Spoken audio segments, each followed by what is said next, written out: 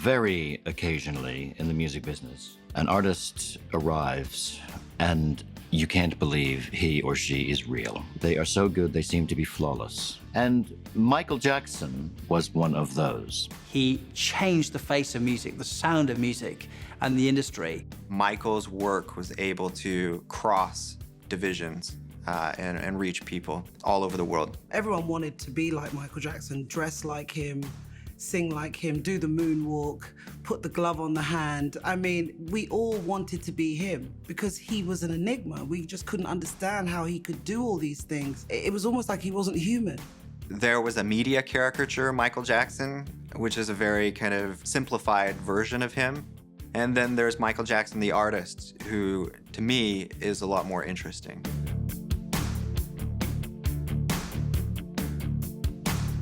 There are very few artists who have obsessed the world like Michael Jackson did. Now musical royalty, his singles top the charts all over the globe, selling over 350 million records, whilst holding the record for the best-selling album of all time. This documentary will cover all aspects of his life, from the Jackson 5 to This Is It. This is it. I mean, this is really it. This is the final curtain call. Join us as we remember the King.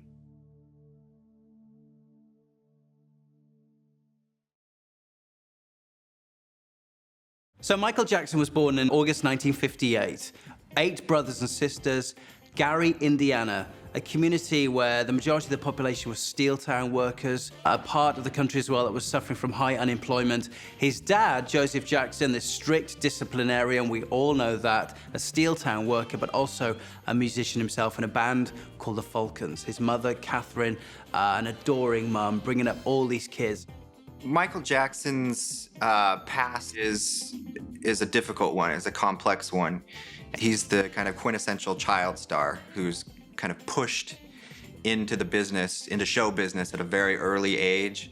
The strict regime imposed on him by his father, Joseph Jackson, meant that he was working night and day.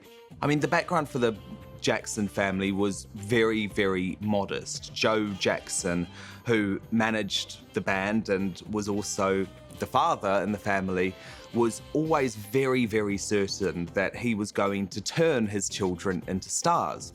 I think it was probably pretty disturbing to him in many ways that Michael was the brother who very clearly was the most talented, because he was never particularly close to Michael and he always probably gave Michael the harshest treatment. His father was abusive, both emotionally and physically.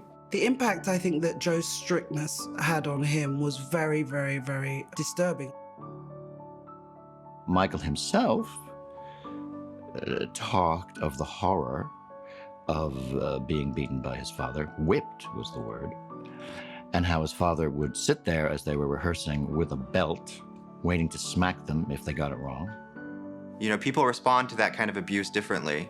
And with some of the other brothers, I think that, you know, it didn't impact them the same way psychologically that it did Michael. You have to discern your children. You have to know which children can take certain disciplines and which can't. That you have to sometimes maneuver with certain kids and treat them a little bit different, get the point across, but maybe do it a different way so that they can handle it.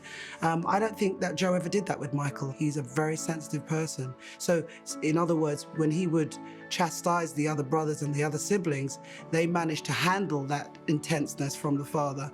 But Michael, it had a different effect. He was very sensitive.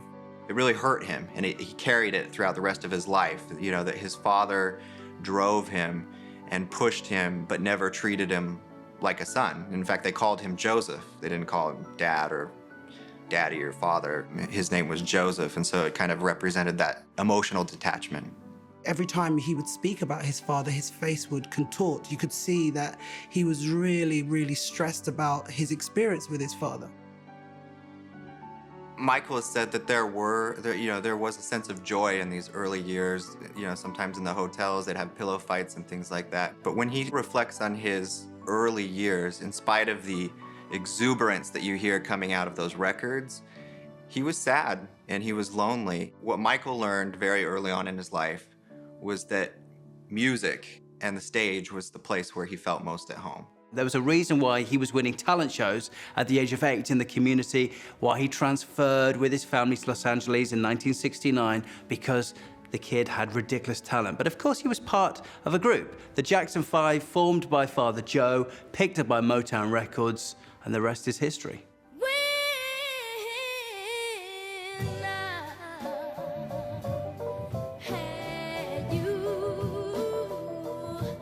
The Jackson 5, the first black boy band, consisted of Michael, Marlon, Jackie, Tito, and Jeremy, who formed the band in 1962. At first, their father Joseph did not approve, but later decided to manage the band, who initially struggled to get noticed. Gladys Knight was the first Motown artist to bring the Jacksons to the attention of Berry Gordy. She had witnessed them win the Apollo talent show at the Apollo Theater in New York. However, Berry didn't act at that time. Then, a minor artist named Bobby Taylor really thought, these guys have to be on Motown. And he really pressured the company and arranged for them to have a demonstration video made. And when this was shown to Berry Gordy, he changed his mind.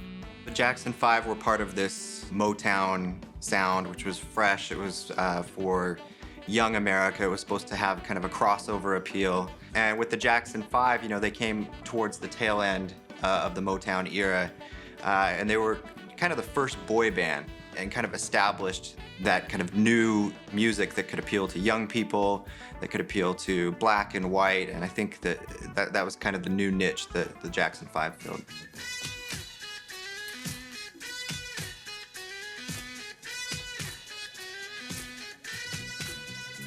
Berry Gordy said that the first Jackson 5 singles would be written by The Corporation. No names, just The Corporation, who were actually 4 people. He was one of them: Freddie Perrin, Deke Richards, Alfonso Mizell. And Berry Gordy said, we're going to have 3 number ones with the first 3 singles. That was the goal. Very audacious, of course. But with this tremendous songwriting talent, they succeeded. I Think I Want You Back was the first time that the Jackson 5 really worked as a pop package. I Want You Back is just a classic pop song. You know, just bursts right out of the speakers. When you put the needle down on I Want You Back, which I did when I was at my college radio station in 1969, you were floored. First of all, the thrilling piano glissando at the beginning, and then that wailing melisma from Michael, and then he lands on the first word, when.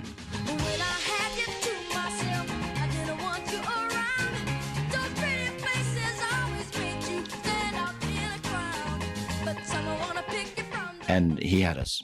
At the first word, we already were owned by this extraordinary young talent. Everybody was just fanatical about them. I think the package of the Jackson 5 works so well is because obviously Michael Jackson was this huge talent, but he was incredibly young. But I think the feeling was because it was a family band and he was spending all his time with his brothers who were part of this group, that there wasn't exploitation of any form, because it almost felt as if we're comfortable with this because we're part of a family. And that was very much how they were sold and promoted as a family band. It is rather strange seeing a bunch of young people carrying on with the professionalism of an older dance troupe. But they could do that, and it was obvious that Joe, the father, had instilled in them the necessity to be visually as well as musically appealing. The thing with the Jacksons was, when you saw them on TV, you would run downstairs, whoever was in the house, everyone would just run downstairs, go straight to the TV and be glued to it. And that's what the whole world was like when they saw them, because first of all, they're these young kids. They're extremely talented. They're dancing, they're doing everything. And then this little boy comes in front and has this voice that just, you're like, how God's name can he sing like that? So then you've got the kids like me at that time, 6 years old, wishing they could be like him. And then you've got the grown-ups wishing that they could do the dance moves. And Michael's voice captivated you. Sunshine, I don't blame it on the moonlight.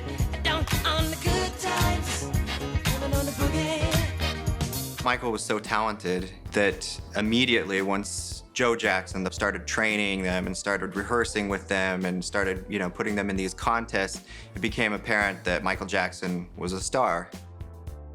Although it was clear Michael was the most talented of his siblings, it is also not surprising he decided to embark on a solo career, as he was the most damaged by how dysfunctional the family were in the early years, largely due to their father. But it was really when he made this move that he truly took the spotlight as his era's most influential artist. His voice was superior to the others. He was the one you were obsessed with because he had this cute little face. Beyond Michael Jackson's talent, what made him kind of go beyond the group was his ambition. He was a student of the craft. And so when it was time for him to branch out on his own, he had a lot of ideas of what he wanted to do. So Michael Jackson in 1979 brings out Off the Wall, in my opinion, his greatest solo record. Gotta leave the 9 to 5 up on the shelf and just enjoy yourself. Groove, let the madness. Off the Wall was Michael's first solo album. At the time, he was still making albums with his brothers, but this was a chance for him to say, okay, I've had all these ideas building up, watched some of the best artists at Motown, and now it was his chance to write his own songs, to help produce his own songs. And so with Off the Wall, he teamed up with the legendary Quincy Jones. The most important thing about Quincy Jones meeting Michael Jackson, I believe, was that you had the older head, the experienced musician, and I mean real musician, meeting this protege. And then obviously, this is why I think everything exploded after that, because there was definitely a next level that they went to when Michael collaborated with Quincy Jones. Quincy Jones came also to the project with this incredible background, and Michael liked that. Michael liked that versatility because he didn't want to do the same stuff that he'd been doing with his brothers. He wanted to kind of create a new sound. And, with Off the Wall, that's what they accomplished. Let that fool loose deep inside your soul. Wanna see you in exhibition. Better do it now before you get too old. Without that chemistry, synergy, and relationship with producer Quincy Jones that was formed on the set of The Wiz, the movie he did with Diana Ross, produced by Quincy Jones in 1977-78, without that moment, we wouldn't have 1979, Epic Records, Michael Jackson's first solo album. Girl, close your eyes. Let that rhythm get into you. The album Off the Wall was Jackson's first step to becoming the king of pop. He was establishing himself as the most diverse musical artist the world had ever seen, with iconic dance moves and an abundance of #1 singles. He also won his first Grammy for Best R&B Vocal Performance with Don't Stop Till You Get Enough.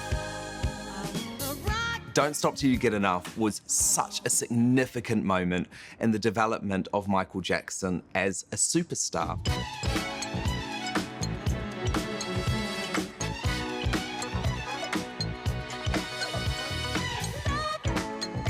Came at the time when disco was starting to fizzle out, and of course it really helped strengthen Michael's identity of not only a performer and songwriter, but also a dancer, and that's what we got to see in the video.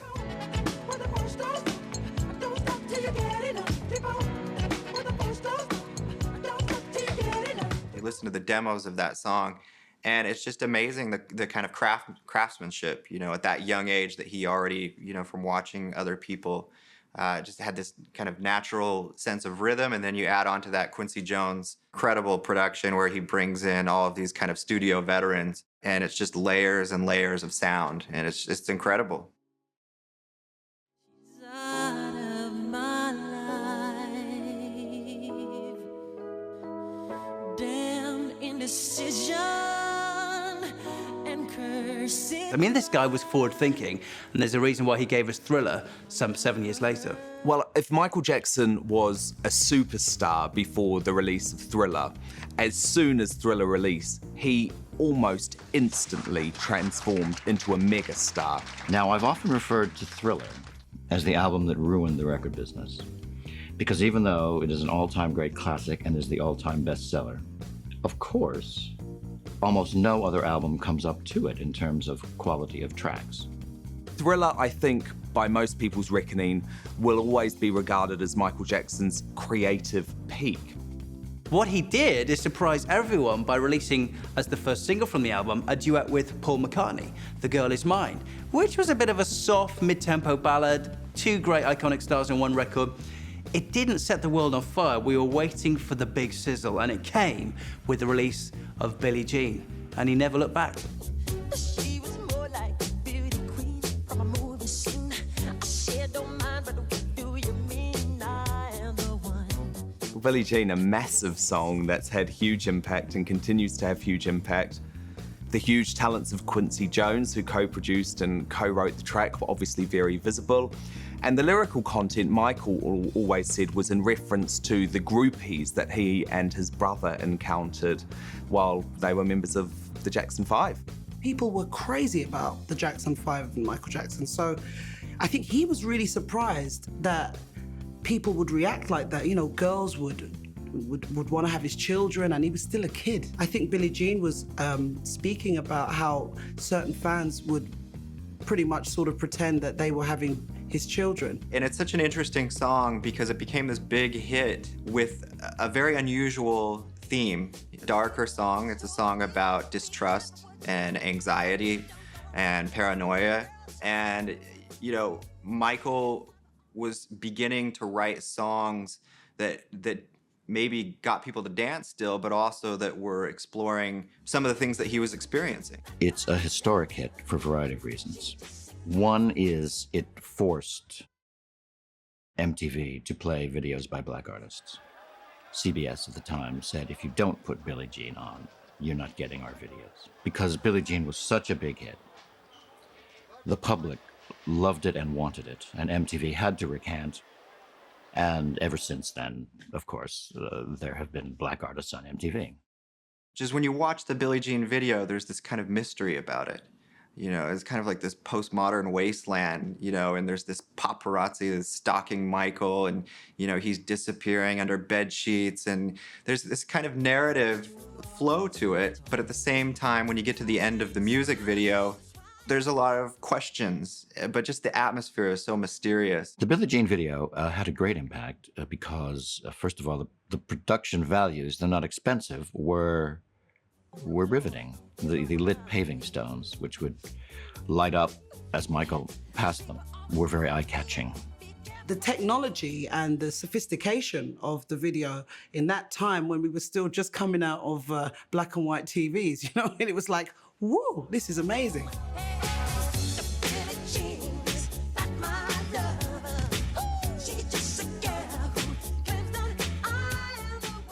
But it didn't all go to plan. Only a certain number of the pavement squares themselves could and would light up once Michael's foot touched them. So Michael had a small matter of seconds, something like 20 seconds, to learn the sequence as to which pavement slabs would light up once his foot touched them.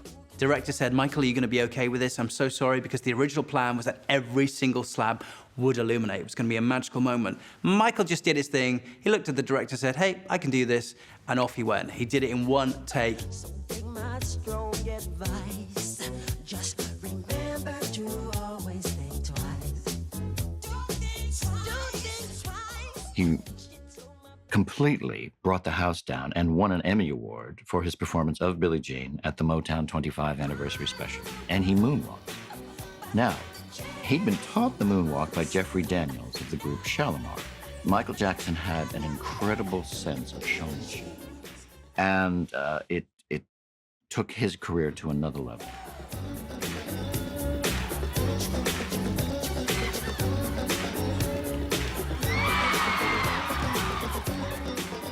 Now, no one realized that the single release of Thriller itself was coming The Thriller song was actually one of the later songs for the album. Michael had written a bunch of songs, and one of the songwriters that had worked on Off the Wall, it was also working on Thriller, his name was Rod Temperton.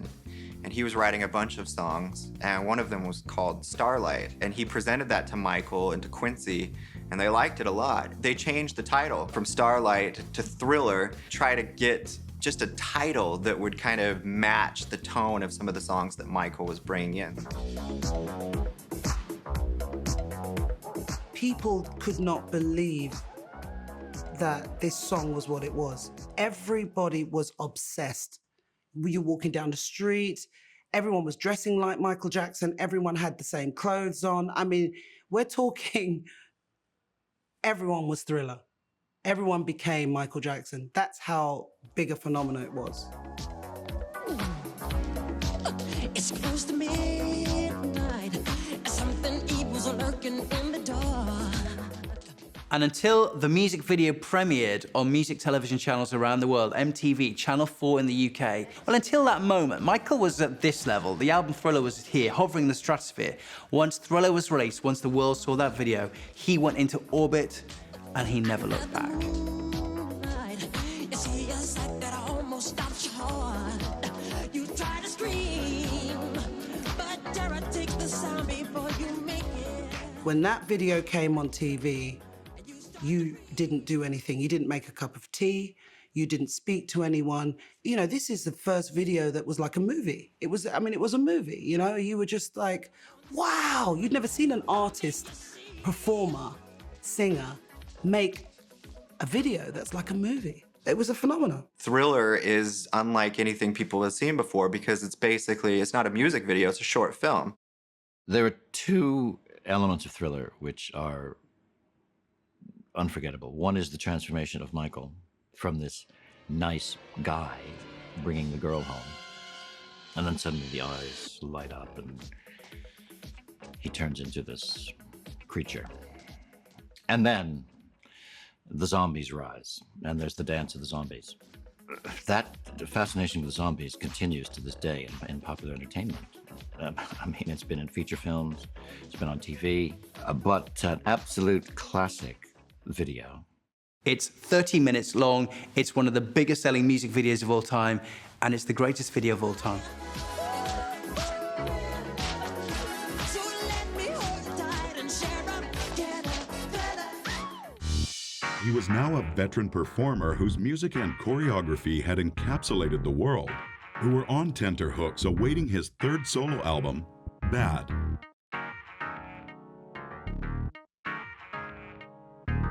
It was interesting in 1987 when Michael released the Bad album. People weren't just talking about the music, they were also talking about the fact that he might have been trying to reach out to a generation that was starting to really embrace hip-hop music, and that was becoming a huge cultural and musical force in the industry. However, they were also talking about the look, Michael's look, and the artwork, the front cover, in fact, the picture chosen for the Bad album. Michael looking a bit more street, a bit more gangster. Michael's self-image has changed. With Off the Wall, he wanted to make an important hit album. After Off the Wall had had great success, but had won 2 Grammy Awards in R&B categories only, he felt the work under-recognized and was hungry for mass acceptance across the pop world.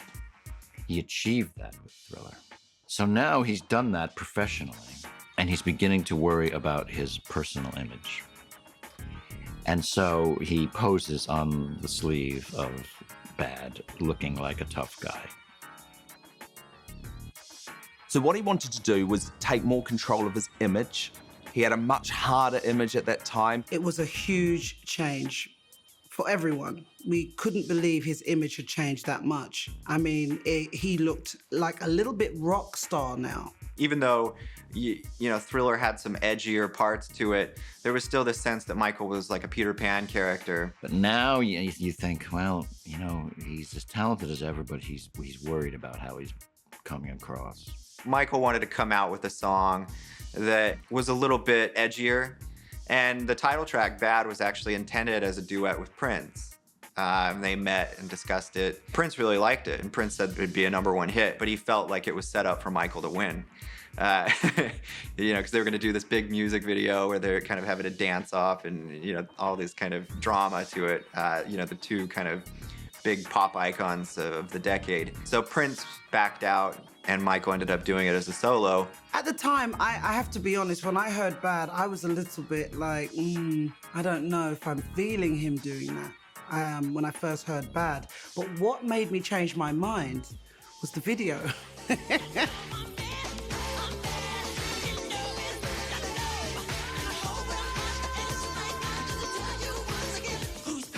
I still think it's up there as one of his best. And it's also historically interesting in his career. It marks the final time he worked with Quincy Jones.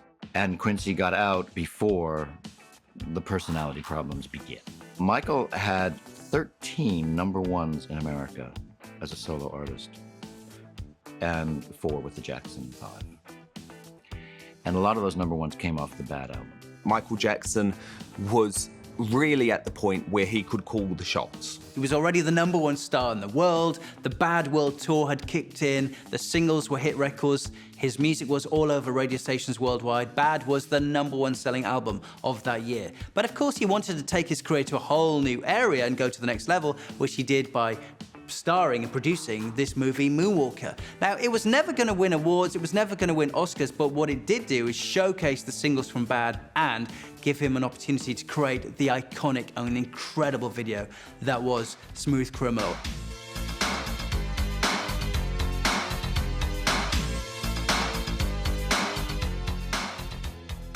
When you look at the very sleeve of Dangerous, you know we're into some choppy waters here. It was a big critical and commercial disappointment, which is quite shocking when you look back and think of all of the huge tracks that came off that album.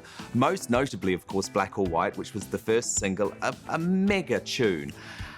Obviously, the fascination at that point was about what Michael was trying to say with that song. Black and White was a big #1 in America, 7 weeks. The video was big news, starring Macaulay Culkin as well. Eat this.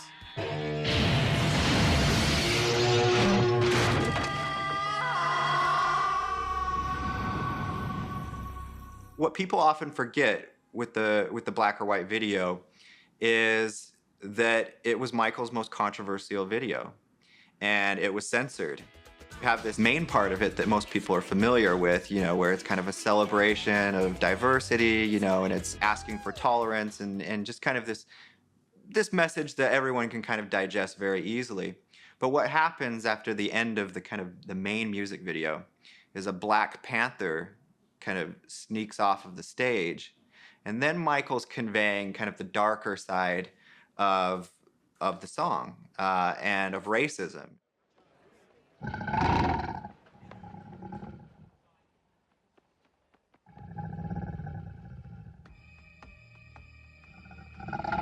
This was the period when the world was shocked, when Michael Jackson literally did go within a few years from black to white. Everybody was starting to question, okay, what's going on with the skin color?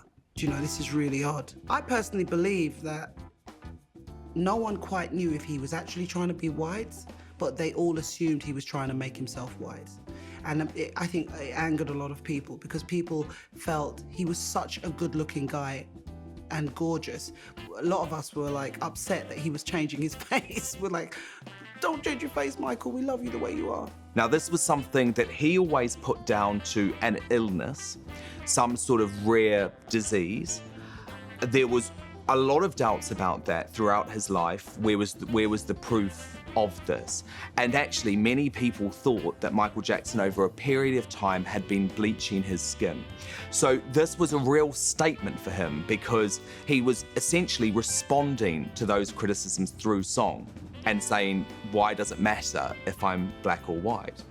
The question back to him, obviously, was, well, if it doesn't matter, why have you potentially done something to change the color of your skin? I mean, it really was, I think, the beginning of a real terminal decline for Michael in terms of how he was viewed by the public.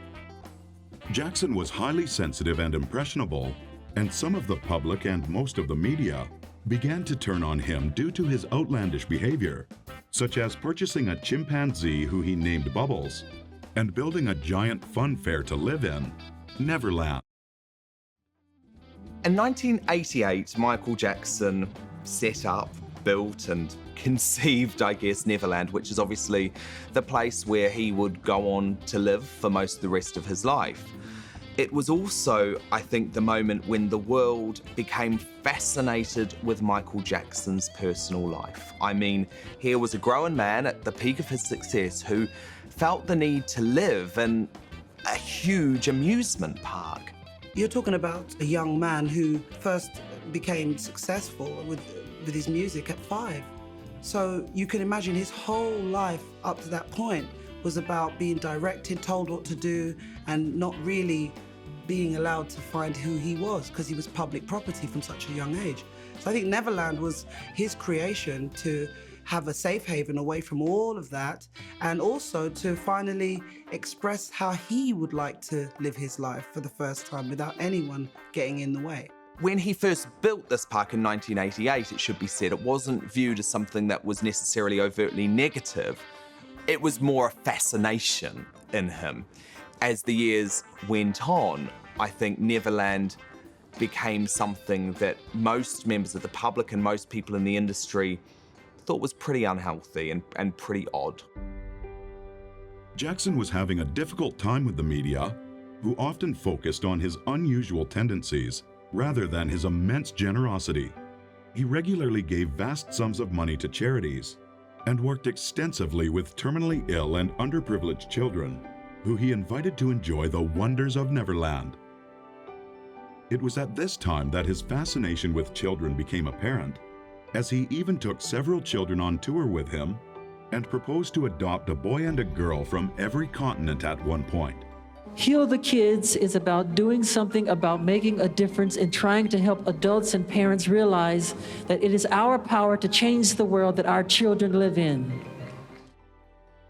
He suffered a horrendous accident whilst on stage where his hair was set on fire, which resulted in second-degree burns, the need for more plastic surgery, and the start of his drug addiction. When he burnt his hair at the Pepsi commercial, he started using painkillers then. He then fell from a stage and broke his leg. He also cracked a vertebrae in his back, and those things have caused him terrible pain. He wasn't well.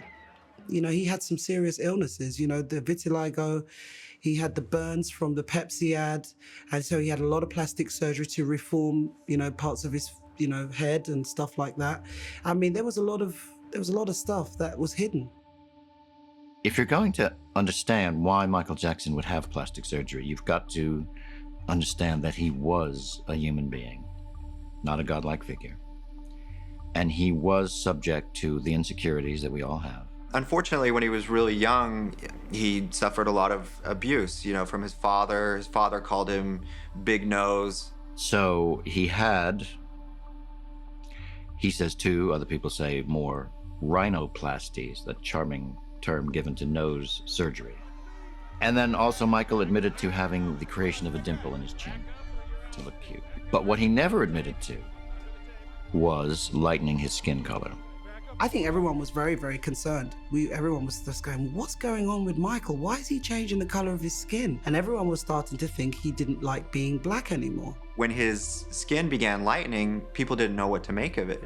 And then finally he told people that he had vitiligo and people didn't believe him. We didn't understand it, because for us, he was drop dead gorgeous. You know, we were just obsessed with him. So it was a very confusing time for the fans. For a long period of his career, people didn't even know that he had vitiligo. I think the first time that he mentioned it publicly was to Oprah Winfrey, which was 1993. I have a skin disorder that destroys the pigmentation of the skin. It's something that I cannot help, okay? But when people make up stories that I don't want to be who I am, it hurts me.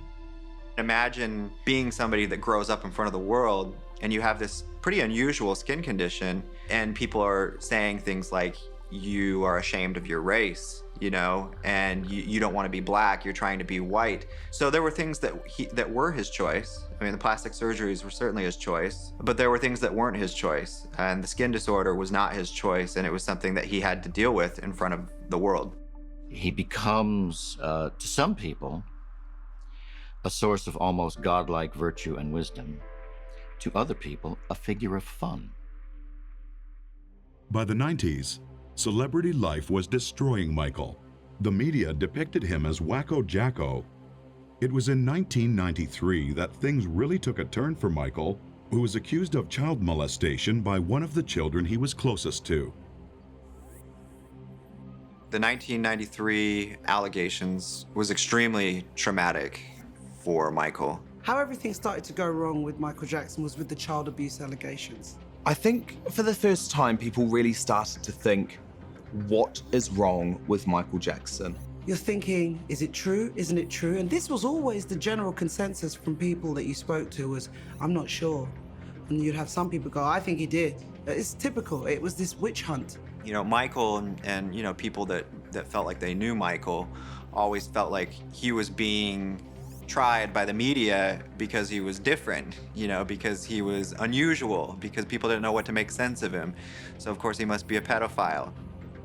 I don't believe that Michael Jackson ever had serious, full sex with a child, because that would be inconsistent with his self-image. To take an adult role in sex, you have to think of yourself as an adult. And he was trying to think of himself as a child. I think if he had performed overt sex with a child, he would be so horrified he couldn't live with himself. There was rumored that money was exchanged, that the family of Jordan Chandler were paid $20 million. This was what was a big mistake, I believe, on Michael's part, because I think, not that it's his mistake, his lawyers advised him to do that, but I think that this made the general public question if it was true or not.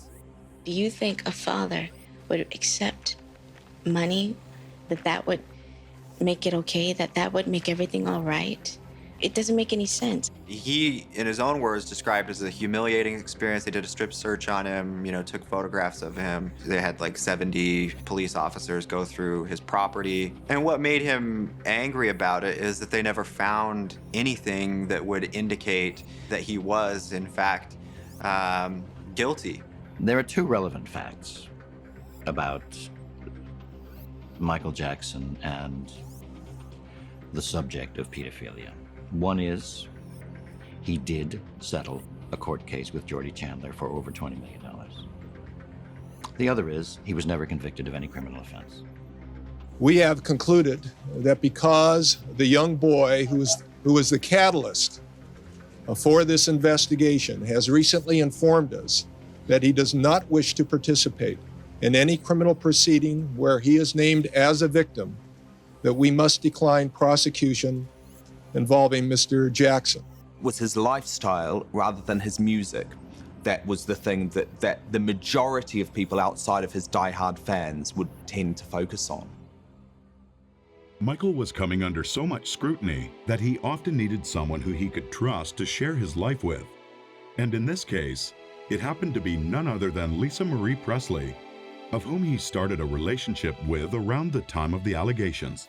So you're Michael Jackson and you know how to make headlines. He does it again in '94 when the king of pop marries the daughter of the king of rock and roll. It was also during the troubles and the allegations that Michael faced during the Jordan Chandler investigation in '93 that apparently he reached out to Lisa Marie Presley and she was the confidant. She was the person that spoke to him on the phone. And at the time, of course, you have to remember he was also battling painkiller and drug medication addiction. All of a sudden, people were very, very concerned about the way that he looked. He was incredibly gaunt, incredibly white, looked incredibly surgically enhanced and not in a good way. Nobody saw this coming. Here was the biggest music star of the last decade, undisputedly, marrying the daughter of the biggest music star of all time, Elvis Presley. I mean, it was completely fascinating. And I think to this day, No one really knows what the situation was between Michael Jackson and Lisa Marie Presley. Yeah, I thought this is really unusual. How did that come about as well? But then we all know that Michael did things that was just unusual. He was always unusual. But the two of them getting together, this was very, very strange indeed. I think everyone was like, how did that happen? And so they pretended for a while that it could work. Maybe they even believed it could work. Maybe they were so happy that I've met a peer. But they obviously were incompatible because the marriage was short-lived. I think after there was so much intrusion and there was so much media coverage of, the tabloids went nuts and didn't believe it was real. And I guess it must have impacted the relationship somehow. So I don't think the world was that surprised when Michael Jackson's marriage to Lisa Marie Presley ended in divorce. After his and Lisa Marie's divorce, Michael decided he wanted to have children as soon as possible. This is where Deborah Rowe came to the rescue. She was quite a plain-looking woman. She was incredibly no-nonsense. And they had been friends, but I don't think anyone really believed that there was any form of sexual chemistry or connection between the two of them. For reasons that haven't ever become totally clear, Michael decided to marry her. Michael had wanted kids for a long time. In fact, he wanted kids with Lisa Marie Presley, which is one of the reasons why they got a divorce. She was a surrogate mother that provided him 2 children. She's the woman that gave birth to Prince Michael and his daughter Catherine. Prince, I wish for you to learn about perseverance and confidence and the true meaning of success, which is love, and to know that you can reach any goal that your heart's desire. Daddy, Yeah? thank you for giving me ice cream. You're the best dad in the whole world, and I love you.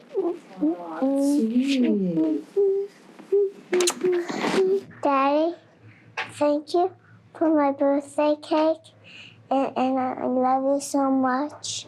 And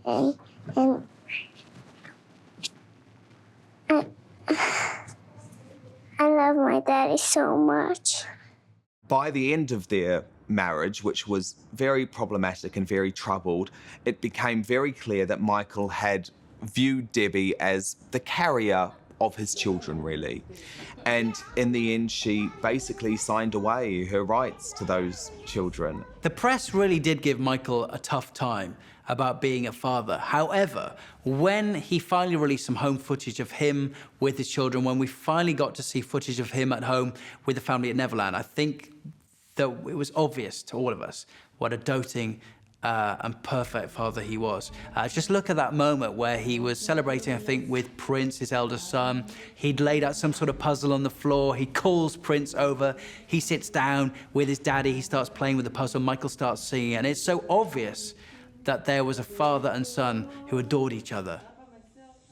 In 2002, Jackson has a third child, Prince Michael, also known as Blanket, whose biological mother was never revealed. But he claimed it had been a result of artificial insemination from a surrogate mother and his own sperm cells. Blanket himself became front-page news and a star in his own right when Michael dangled him. He held on to him, but he dangled him over a balcony in a hotel in Germany to hundreds of his fans who were downstairs on the ground crying out for him to show his new son. Again, you have to ask, okay, why did he do that? Because he did it voluntarily. Nobody was holding a gun on him saying, hold your child out at a great height. And he was so carried away with the excitement and happiness, and also proving, look, I'm a man, I have a child. And for that moment, he forgot the interest of the child. It was a moment as well that was featured in the Michael Jackson, Martin Bashir documentary. But at the time, he defended, despite so many people criticizing exactly what he did, including child protection charities, Michael was determined to argue his case, saying, I'm a fantastic dad. I was holding on tight. I got caught up in the moment, but my child was never at risk. It happened for like 2 seconds, but when it gets on the news, they slow it down. They don't show the crowd. They make you look like I'm this eccentric idiot dangling his baby over a balcony like a nut. In 1995, 2 years after the child abuse allegations, the world was yet again waiting for a new Michael Jackson record. An album that would ultimately make or break him. The release of History did not go down well. It was a greatest hits package combined with a new album, and there are a whole load of stunts which were really derided. For example, Michael Jackson deciding to send a massive statue of himself down the River Thames in London, despite him being still caught up in all of these allegations of child abuse. And I was on breakfast television that day, and people were talking about this and raving about it. And I said, I don't want to spoil the party, but I'm the only one here who isn't thrilled by this, because this really indicates a loss of perspective. The record itself goes to #1 in the UK and around Europe, including Germany. It stayed at #1 for weeks on end. In fact, it was the Christmas #1 of 1995. The album History was back into the top 5 because of this record. And actually, I always felt like History was probably his most underrated album ever. I mean, some of the songs to come from History are completely iconic. They Don't Really Care About Us, Earth Song. With Earth Song, there's a demo that was going to go on the Dangerous album, but Michael was such a perfectionist that he just wasn't quite satisfied with it. So when he came back and did it again, he has this kind of gritty shout, that he's doing against, the choir would come in, what about us? And then he would come in, with this kind of shout instead of the cry, the falsetto cry. So it's just these kind of subtle changes that would take place that, in a lot of cases made the song better, but it took years.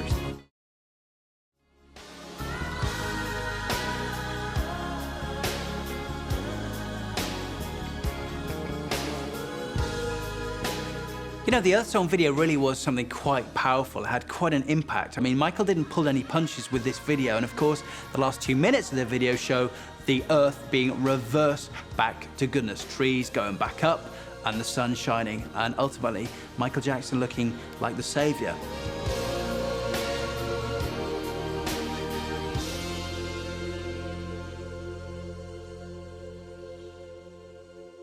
So then the second single came along, and it was You Are Not Alone, and it was a real Michael Jackson ballad in the true sense of the word.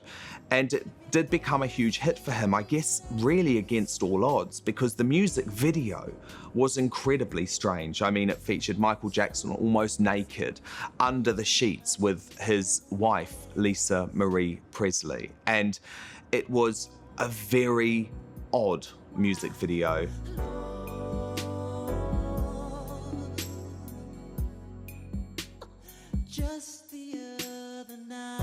And this is the moment that sends the History album racing up to #1 and went on to sell over 20 million copies worldwide. After mixed reviews of History, Michael then released Invincible in 2001, an album that took over 3 years to be created. I think it's fair to say that in terms of Michael Jackson's career, Invincible, his 2001 studio album, wasn't his finest hour. Critics accused Michael of borrowing from old ideas. It was too much like Smooth Criminal, a bit like The Way You Make Me Feel. Michael was accused of being a bit tired and jaded. However, he also suffered as the album release tied in within weeks of the madness and the tragedy of 9/11 in New York. And at the time when he was meant to be promoting the album Invincible, Michael took some of the biggest names in music into a studio to record a charity single called What More Can I Give? Sony refused to release that single, and from that moment, the promotion of Invincible suffered. And in fact, within 6 months, Sony had decided to stop promoting it altogether. In 2003, Jackson is again charged with sexual abuse and administering intoxicating agents to Gavin Arizo, a close child friend of Michael's, who was under 14 at the time of the alleged crime. The service of the warrants was part of an ongoing investigation alleging criminal misconduct on the part of Michael Jackson. The basis for this investigation regarding Mr. Jackson involves allegations of child molestation, 288A of the California Penal Code. Then we have this surreal moment where the biggest selling artist of all time, one of the biggest stars in the world, is captured live on 24 news channels, handcuffed, walking into a police station.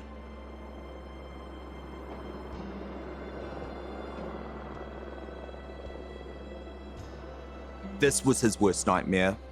He was pretty clear to those around him that he thought a trial of this kind would kill him. The trial dragged on for months and it really wore him out. He was emphatic that he was an innocent man. His family came out in support of him. Some of the biggest names in music said, how can you accuse Michael Jackson once again of such a heinous crime? I don't believe any of this stuff that's being written about him because I raised him and I know him, and that's just a statement people are making. We support our brother wholeheartedly, and we stand by his side, and we're in the process of planning a trip with the whole family to visit him. The world felt for the first time, at least the world of the media, that actually maybe these years and years and years of managing to get around the law, however he'd done that, had finally caught up with Michael. Please keep an open mind and let me have my day in court. I deserve a fair trial like every other American citizen. I will be acquitted and vindicated when the truth is told. So much of the attention on Michael Jackson through that whole 6-month trial, which was just, wall-to-wall coverage, was on his eccentricities, scandals, all these different things. And I thought, what's getting lost here is that Michael Jackson is an incredible artist. Michael Jackson's career in America was effectively ended by the allegations of child abuse. So after being found not guilty on all counts in 2005, after the media had essentially put Michael Jackson through one trial and of course the court process the other, Michael had gone away to work on new music, to bring up his 3 children, and we had waited and wondered, would he ever return to the stage? The announcement of the This Is It tour, which had been backed by AEG, was very significant. Money was a huge factor for Michael Jackson over his final years. He was broke. He'd lived well beyond his means. So the idea behind these farewell concerts that he was very passionate about was not only that he could go out in the way that he wanted to on stage, but also that he'd make the millions and millions of dollars which he desperately needed. This is it. I mean, this is really it. This is the final curtain call. The idea of a limited series of shows at the O2 in London had grown to an extended season. All of a sudden, there were 40 dates, and then potentially there were going to be more, and it was going to be a residency, which could last well over a year. Everyone wanted to believe that he was the eternal Peter Pan. Then he started rehearsing, and there were very, very concerning reports to come out of these rehearsals from quite early on, really. Reports that Michael simply wasn't turning up to the rehearsals. Reports that really just months out from the start of these career-defining concerts, Michael hadn't even been able to perform a few songs in a row. Get me out, bam. Something right there. Into the nighttime. Four walls won't hold me tonight. If this town is just an apple cart, let me take a bite. And they say, why? I always thought that Michael would be tempted to take refuge in some form of sedative. Because clearly to anybody, just thinking about it, it's an extraordinarily worrying prospect. I've got to go out there for over 50 nights and do this incredible workout? July 2009 was going to be the moment that Michael finally returned to the stage and proved why he had the title The King of Pop. And of course, as we now know, it was never meant to be. Fire paramedic 33, what is your address of emergency? Yes, sir. I need an ambulance as soon as possible, sir. Okay, sir. What's your address? It's 100 North Carrollwood Drive, Los Angeles, California, 90077. You said Carrollwood? Carrollwood Drive, yes. On June 25th, 2009, the Los Angeles Fire Department responded to the 100 block of Carrollwood at 12:21 and 18 seconds. Unfortunately, at the time, the dispatcher answered the phone call and never once did the caller ever identify to the Los Angeles Fire Department that the person that needed our help was Michael Jackson. He's not responding to anything. No, he's not responding to the CPR or anything. So. Oh, okay. Well, we're on our way there. If your guys are doing CPR and you're instructed by a doctor, he has a higher authority than me. The question is, why did it take Dr. Murray so long to dial 911? Only Dr. Murray can answer that question. Obviously, fast response saved lives. Why Dr. Murray took so long, and however long he noticed that Michael Jackson was down, it's unexplainable to us. I had thought that for the past 15 years, Michael had obviously been on a downward trajectory in terms of his relationship with reality and his perception of himself. What I couldn't know, of course, and which nobody knew, was the extent to which he was taking prescription drugs. And there's only so much the body can take. I thought Michael Jackson would not go into the hospital voluntarily. He'd have the hospital come to him. This is really serious.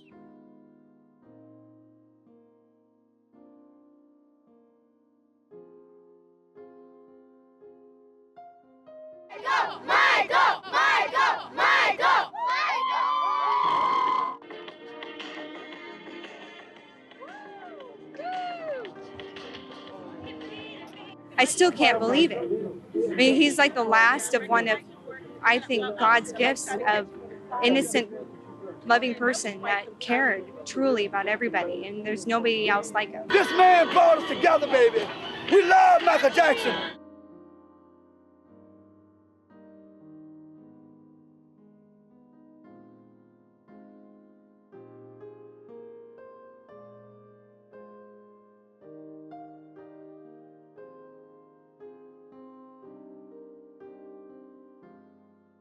I think it was the incredibly powerful and emotional moment that Paris Jackson spoke at her father's memorial in July 2009 in Los Angeles, where she, through sobs of tears, told the world how much she missed her dad and what a great daddy Michael had been. I think that was the turning point where the media decided to actually celebrate the fact that Michael had been a fantastic father to 3 children. Ever since I was born, Daddy has been the best father you could ever imagine. The Jackson family were subject to more heartbreak when in February 2010, the cause of Jackson's death was released. How do you plead? Your Honor, I am an innocent man. I therefore plead not guilty. Thank you. I think Dr. Conrad Murray was part of why Michael Jackson died. I know that allowing a patient to take this drug off hospital site is extraordinarily unwise. And to do so on an occasional or frequent basis is to invite death. Michael had problems, and he felt a lot of pressure, and there was a lot of money involved, and certainly Michael made choices. But at the same time, there's this doctor that had an ethical responsibility, even when he's giving him this propofol, to monitor him, to not leave the room. It was gross neglect, and this was not someone that I would trust as my doctor. There's a lot of negligent doctors out there who've done horrendous things, and they're still practicing medicine. Their patient wasn't Michael Jackson.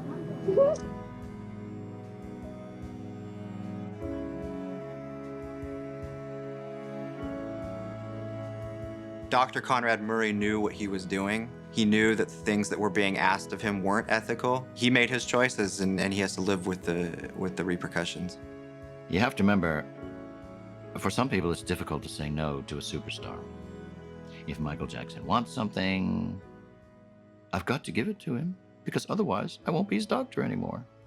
I think the guilty verdict for Dr. Conrad Murray was not a surprise in a lot of ways, because yes, he had helped Michael Jackson get this huge quantity of propofol, which was the drug which in the end did help lead to his demise.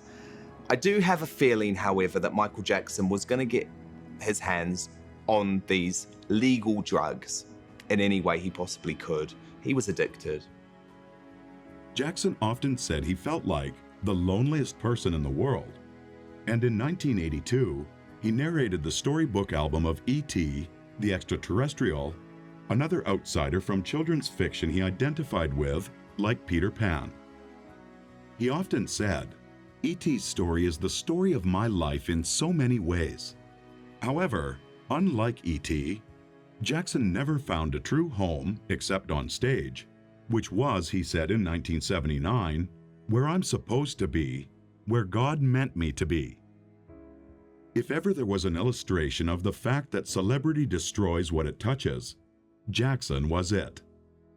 But we remember the King of Pop, not for what others said about him, but what we heard in his music and saw in his performances, the most influential and multi-talented artist of all time.